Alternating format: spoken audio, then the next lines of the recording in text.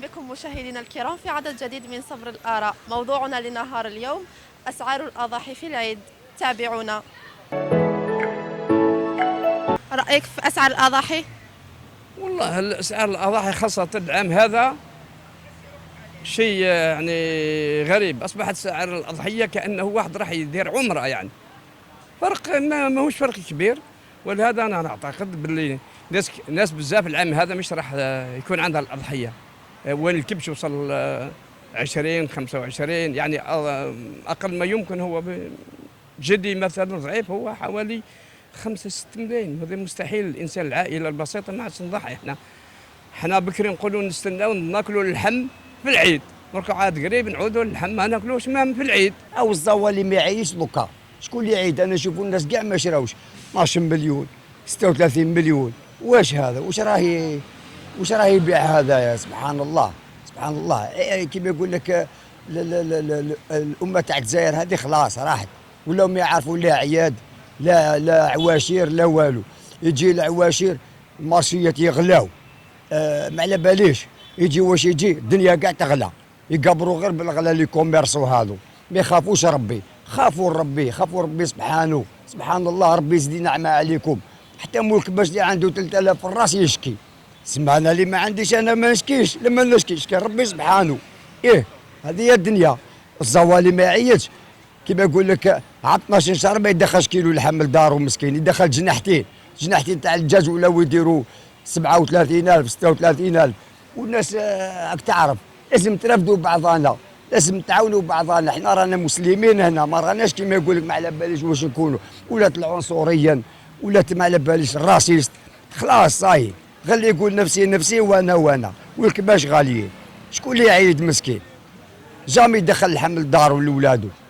نقول لك اختي الاسعار تاع العيد انا في رايي غاليين بزاف. الحذاره هي غاليه. القليل ما يقدر يدير والو مسكين، ما يقدر يشري، ما يقدر والو. ربي مع القليل. شريت ولا مازال؟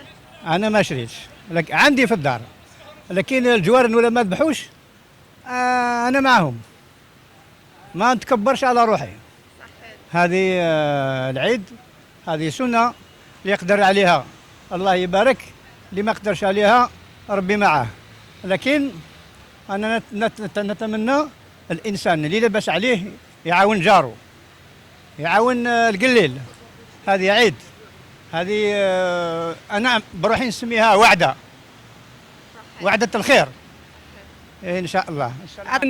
ما هي الاسباب؟ اسباب كثيره بزاف، خاصه اصبحت الاضحيه الناس تجر بها.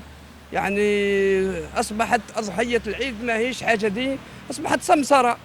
اشري من عند هذا، نخرج من عند هذا، نروح ندي من عند هذا. ضحية العيد يعني أصبحت خارج مجال ديني نهائيا. سمسرة مثل واحد يسمسر في أبارتومون، يسمسر في هي وأسعار السيارات كيف هاي سمسرة بيتم يعني. ولهذا المعنى الحقيقي نتاع الديني نتاع الأضحية الإنسان يعني أصبح تقرب منها إلى الله.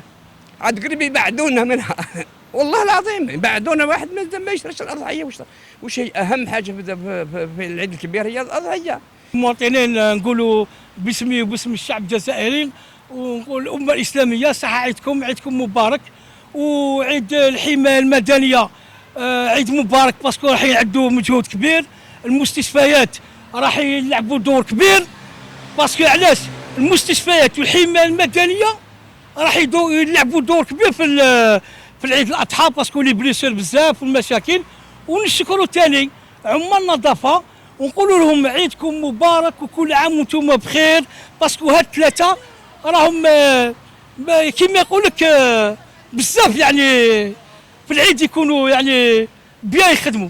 عمال النظافه والحمايه المدنيه والمستشفيات انا شفتهم يعانيوا بزاف، وان شاء الله نتمنوا الخير كل الامه الاسلاميه.